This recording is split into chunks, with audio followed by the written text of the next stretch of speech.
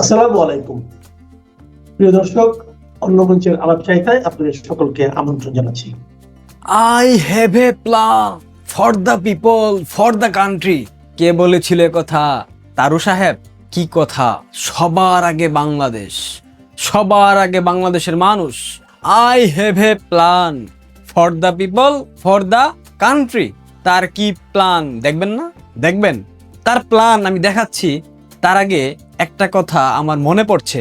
Room যখন পুড়ছিল, নিরু তখন বাঁশি বাজাচ্ছিল।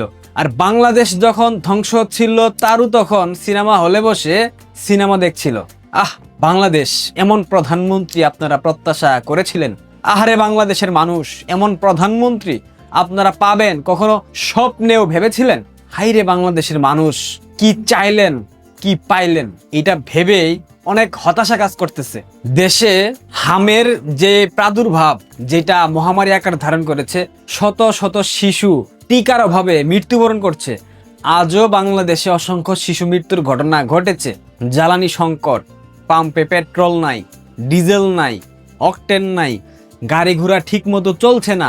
আগামী এক সপ্তাহ পর যতটুকু মজুদ আছে সেটাও থাকবে না, সম্পূর্ণরূপে শেষ হয়ে যাবে। তখন আদৌ বাংলাদেশ কিভাবে চলবে এই পরিকল্পনা আমরা জানি না। বাংলাদেশের মানুষ গভীর একটা সংকটের দিকে আগাচ্ছে। এর মধ্যে আমাদের সম্মানিত প্রধানমন্ত্রী 16 ঘন্টা এবং ছুটির দিনে অফিস করতেছেন, সামাজিক যোগাযোগ মাধ্যমে প্রচার করতেছেন, তার পিআর টিম প্রচার করতেছে, বাংলাদেশের মেইনস্ট্রিম মিডিয়া এইসব প্রচার করতেছে।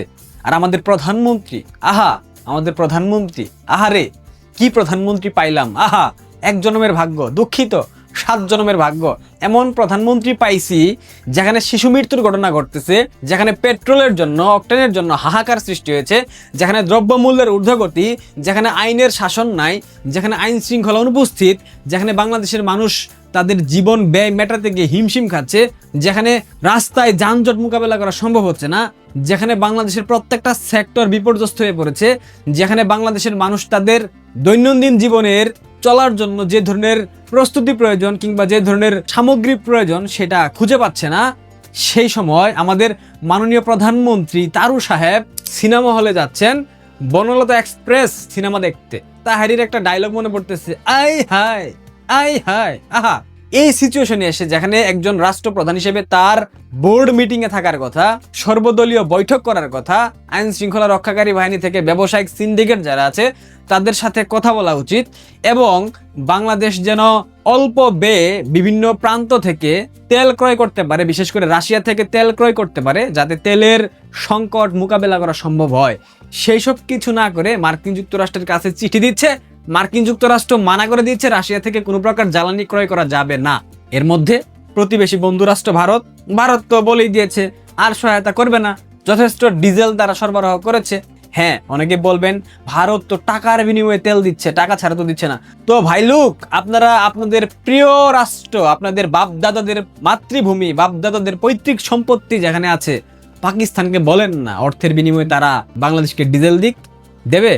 আরে কোত্থেকে দেবে? পাকিস্তান নিজেই তো খেতে পারে না। পাকিস্তানে তো নিজেদের দেশেই 1 লিটার পেট্রোলের দাম 300 রুপি প্লাস। এমন প্রধানমন্ত্রী, সবার আগে বাংলাদেশ।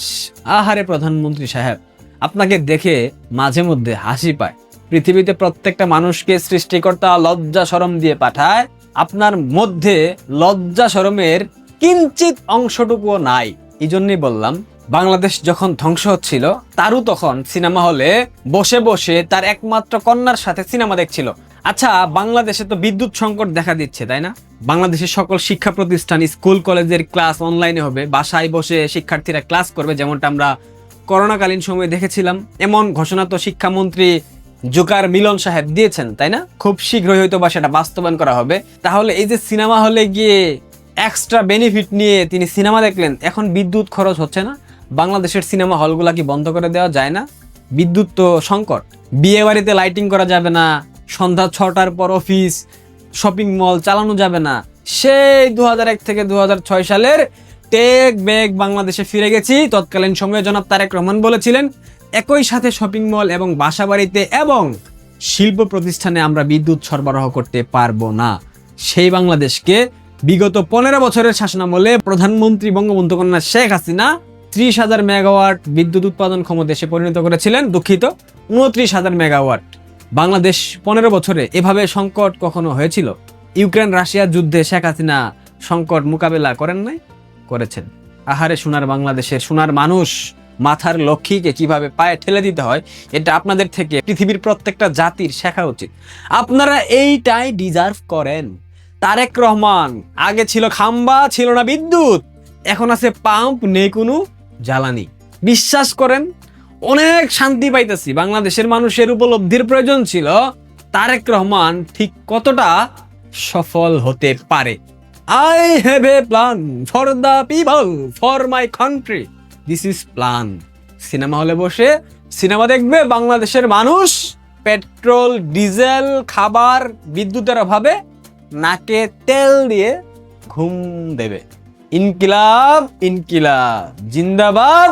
দুঃখিত, পাকিস্তান না, পূর্ব পাকিস্তান জিন্দাবাদ। তারেক রহমানের জয় হোক। ভালো থাকবেন। তারেক রহমান যদি চিরস্থায়ীভাবে আইন করে সংসদে পাশ করিয়ে আওয়ামী লীগের রাজনৈতিক কার্যক্রম নিষিদ্ধ করার পথ পরিষ্কার করে ফেলেন, তাহলে জামায়াতে ইসলামী জাতীয় নাগরিক পার্টির মতো দলগুলো রাজনীতিতে, বাংলাদেশের রাজনীতিতে যেভাবে সুপ্রতিষ্ঠিত হবে, এই অবদান তো কিছুতেই জামায়াতে ইসলামী জাতীয় নাগরিক পার্টির পক্ষে অস্বীকার করা সম্ভব হবে না। বাংলাদেশের নবনির্বাচিত প্রধানমন্ত্রী তারেক রহমান একটা বিরাট চমক দেখিয়েছেন। চমক বললেও কম বলা হবে। এমন এক ঘটনা ঘটাতে যাচ্ছেন যেটা কিনা রীতিমতো স্তম্ভিত করে দিয়েছে বাংলাদেশে এবং বাংলাদেশের বাইরে থাকা আওয়ামী লীগের নেতা কর্মী সমর্থকদের। মানে এ নিয়ে কোনো আলাপ ছিল না তেমন, যে আওয়ামী লীগের রাজনৈতিক কার্যক্রম নিষিদ্ধ করে অন্তর্বর্তীকালীন সরকার, ইউনূস সরকার যে অধ্যাদেশ জারি করেছে, তারেক রহমান সরকার সেটাকে আইনে পরিণত করবে কিনা। বরং জুলাই সনদ বাস্তবায়নে গণভোট অধ্যাদেশ কেন এখনো আইনে পরিণত করতে রাজি হচ্ছে না, বা সেটি কেন আইনে পরিণত করার জন্য সংসদে তোলা হচ্ছে না, এই নিয়ে আলাপ চলছিল জোরদার সংসদে। এবং সংসদে, মানে এই ভাগাভাগির সংসদে, জামায়াতে ইসলামী জাতীয় নাগরিক পার্টির নেতৃবৃন্দ ঘোরতর মানে আলাপ প্রতিবাদ গড়ে তুলেছিলেন যে এই যে তাদের সংবিধান সংস্কার পরিষদটা, সেটাই বা কেন গঠিত হলো না, তারা শপথ নিলেন না কেন বিএনপির সংসদ সদস্যরা, এবং কেন সেই পরিকল্পনা অনুযায়ী সংবিধান সংস্কারের পথে তারা যাচ্ছেন না, গণভোটকে কিভাবে তারা অগ্রাহ্য করছেন। অথচ তারেক রহমান নীরবে আসলে ভেবে রেখেছিলেন যে আওয়ামী লীগকে নিষিদ্ধ করা, একেবারে আইন করে নিষিদ্ধ করা, এই কাজটা পাকাপাকি করবার কোনো কৃতিত্ব তিনি অন্তর্বর্তীকালীন সরকার, ইউনূস সরকারকে দিতে চান না। কারো দাবি দেওয়ার মুখে করেছেন, এগুলোর কোনো পরিপ্রেক্ষিত তৈরি করতে চান না। তিনি তার উদ্যোগে সরাসরি আওয়ামী লীগের রাজনৈতিক কার্যক্রম নিষিদ্ধে আইন পাশ করিয়ে নিতে চান সংখ্যাগরিষ্ঠতার জোরে, নিরঙ্কুশ সংখ্যাগরিষ্ঠতার জোরে। এবং সে কারণে যখন ভাবা হচ্ছিল যে বিএনপি সরকার, তারেক রহমান সরকার সম্ভবত রাজনৈতিক কার্যক্রম নিষিদ্ধ করে আওয়ামী লীগের বিরুদ্ধে যে অধ্যাদেশ জারি করেছে অন্তর্বর্তীকালীন সরকার, সেটা আর আইনে পরিণত করতে উদ্যোগ নেবে না, কারণ তারেক রহমান তো নির্বাচনের আগে মার্কিন যুক্তরাষ্ট্রের প্রভাবশালী সাময়িকী, বিশ্বের প্রভাবশালী সাময়িকী টাইম ম্যাগাজিনকে দেওয়া সাক্ষাৎকারে স্পষ্টভাবে বলেছিলেন যে নির্বাহী আদেশে কোনো রাজনৈতিক দলের কার্যক্রম নিষিদ্ধ করা তিনি যুক্তিসঙ্গত মনে করেন না, তিনি পছন্দ করেন না। কারণ একটা দলকে যদি এখন নিষিদ্ধ করা হয়, তাহলে কে বলতে পারে আগামীতে আমার দলটা, মানে তার দল বিএনপিকে কেউ নিষিদ্ধ করবে না। এমন যুক্তিসঙ্গত কথা যেই ব্যক্তি কিনা আন্তর্জাতিক সংবাদ মাধ্যমে বলেছেন সাক্ষাৎকারে, সেই ব্যক্তির ওপর ভরসা করে এমনকি অনেক জায়গায়, মানে বাংলাদেশের অনেক আসনে আওয়ামী লীগের সেই 2024-এর 5ই আগস্ট থেকে মামলা হামলার জেরে পলাতক নেতাকর্মীরা বেরিয়ে এসে বিএনপির সংসদ সদস্য প্রার্থীদের মঞ্চে উঠে রীতিমতো জয় বাংলা, জয় বঙ্গবন্ধু স্লোগান দিয়ে আওয়ামী লীগের ভোটারদের প্রতি আহ্বান জানিয়েছিলেন যাতে তারা এই নির্বাচনে যেহেতু আওয়ামী লীগ নাই, 12ই ফেব্রুয়ারির নির্বাচনে বিএনপিকেই ভোট দেন।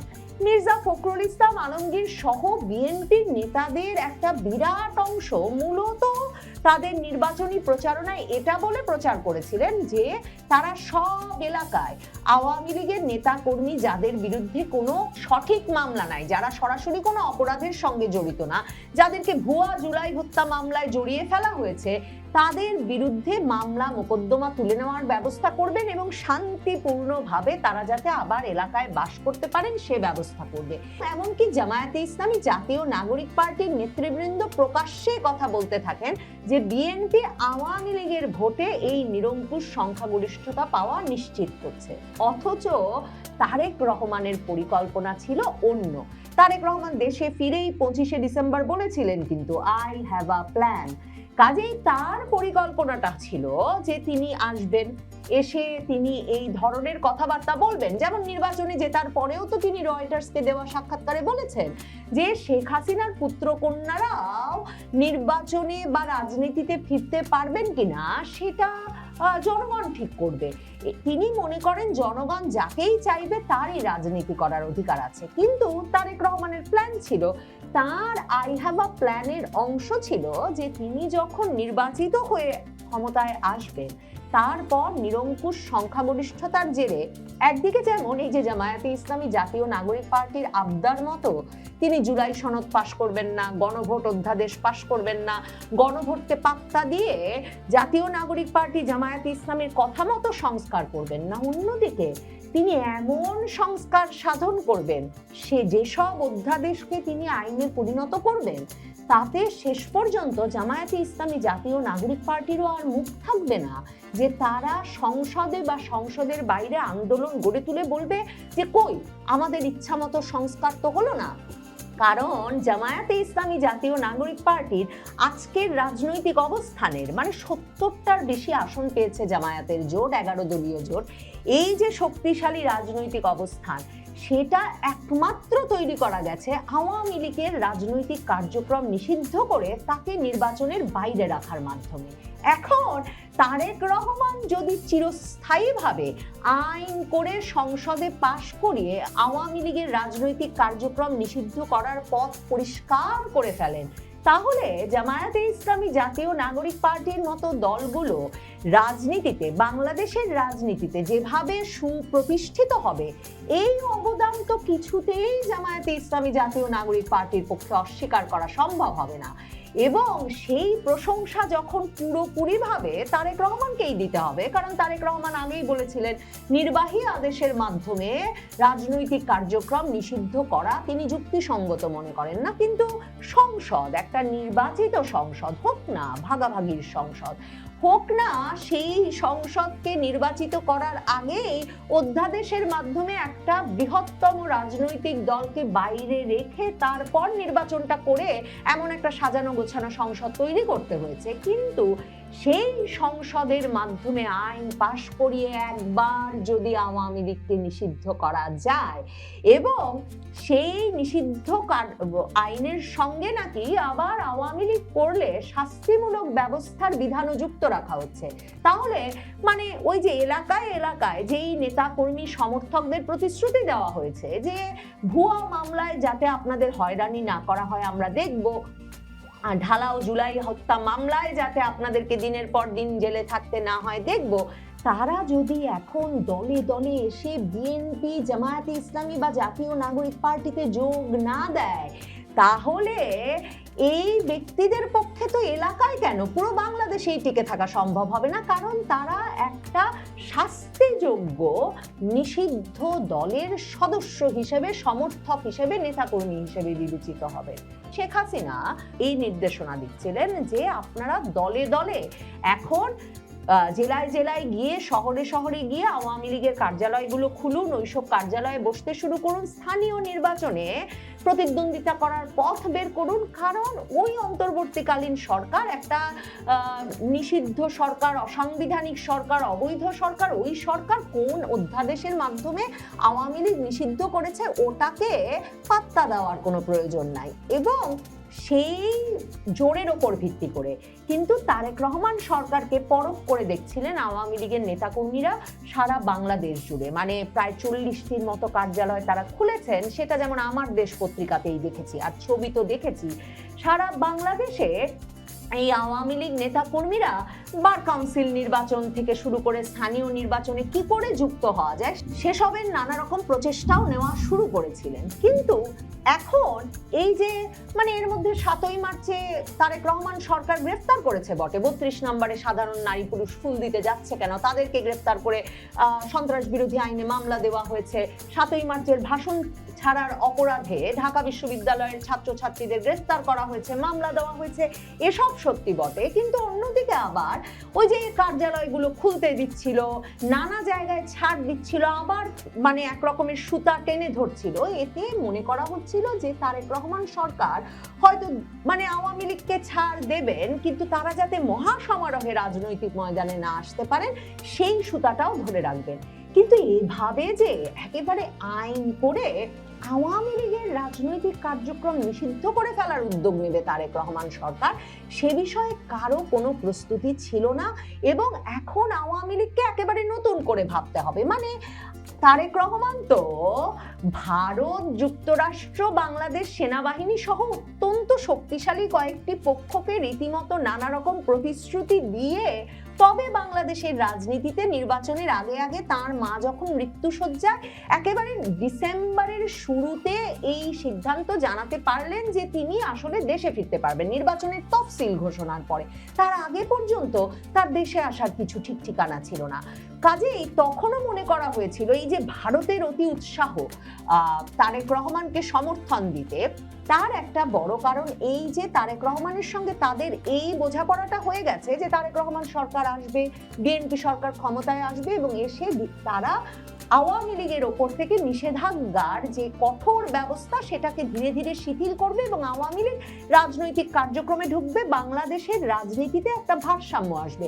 আমেরিকা ভারতের যে শঙ্কা যে মানে বাংলাদেশের রাজনীতিটা ভীষণভাবে কট্টরপন্থী হয়ে পড়বে, ভাবা হয়েছিল তারেক রহমান সে প্রতিশ্রুতি দিয়ে এসেছেন যে আওয়ামী লীগকে আবার রাজনৈতিক কার্যক্রমে সুযোগ দেওয়ার মাধ্যমে সেই কট্টরপন্থা থেকে বাংলাদেশকে তিনি সরিয়ে নেবেন। কিন্তু কে জানে তারেক রহমানের কি শুধুই বোঝাপড়া আমেরিকা, ভারত, বাংলাদেশ সেনাবাহিনীর একটি পক্ষের সঙ্গে হয়েছিল, নাকি অন্য পক্ষগুলোর সঙ্গেও হয়েছিল যারা বাংলাদেশে আসলে কট্টরপন্থী রাজনীতির বিকাশ চায়? চীন, তুরস্ক, পাকিস্তান। মানে তারেক রহমান তো বিস্মিত করে দিয়ে এরই মধ্যে সেনা গোয়েন্দা সংস্থার প্রধানকে আইএসআই চিফের সঙ্গে দেখা করতে পাকিস্তান পাঠিয়েছেন।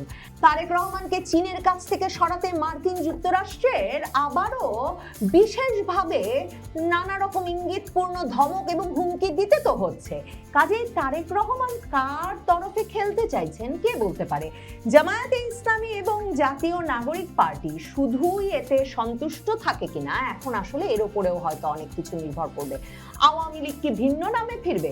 শেখ হাসিনার তরফে এমন কথাও কিন্তু সামাজিক যোগাযোগ মাধ্যমে বেরিয়েছে যে তিনি বলেছেন যে প্রয়োজনে অন্য সামাজিক সাংস্কৃতিক সংগঠনের নামে হলেও আওয়ামী লীগের নেতাকর্মী সমর্থকদের সংগঠিত হতে হবে, স্থানীয় নির্বাচনে যোগদান করতে হবে। এখন সে পথে আওয়ামী লীগ হাঁটবে। আওয়ামী লীগের রাজনৈতিক কার্যক্রম নিষিদ্ধ করে আইন করে যদি তার এই দল করার জন্য শাস্তির বিধান করা হয়, কদিন পরে যে জামাত, জাতীয় নাগরিক পার্টির নেতাকর্মীকে ধরেও তাদেরকে আওয়ামী লীগ ট্যাগ দিয়ে জেলে পুরে রাখবেন না তারেক রহমান, সেটাই বা কে বলতে পারেন? মানে যে অভিযোগ জামায়াতে ইসলামী দীর্ঘদিন করেছেন যে যাকে পেত তাকেই নাকি আওয়ামী লীগ জামায়াতে ইসলামী ট্যাগ দিয়ে জেলে পুরে রাখতো, তাহলে সে কাজগুলো যে এখন তারেক রহমান করবেন না তাই বা কে বলতে পারে? তারেক রহমান যে কি খেলা খেলছেন বলা মুশকিল। তবে এই খেলায় তিনি হারলে তারও যে তিনি টাইম ম্যাগাজিনকে যা বলেছেন সেটাই ঘটতে যাচ্ছে। মানে এরপরে আইন করে যে দল নিষিদ্ধ হবে সে দলের নাম যে হবে বিএনপি, তাতে যেমন সন্দেহ নাই, তেমনি জামায়াতে ইসলামী জাতীয় নাগরিক পার্টিকে নানা রকম ভাগ বাটোয়ারা দিয়ে সন্তুষ্ট না রাখতে পারলে এই জামায়াতে ইসলামী জাতীয় নাগরিক পার্টির সঙ্গে মিলেই যে আওয়ামী লীগ একদিন বাংলাদেশের রাজপথে ফিরে সেই যে মানে 96 সালে যেভাবে 15ই ফেব্রুয়ারি নির্বাচন করবার পর তার মা খালেদা জিয়ার সরকারকে আওয়ামী লীগ জামায়াতে ইসলামী যুবপথ আন্দোলন করে হটিয়ে দিয়েছিল, সে ঘটনার পুনরাবৃত্তি ঘটবে সে আশঙ্কাও সম্ভবত খুব দূরে রাখা যাচ্ছে না।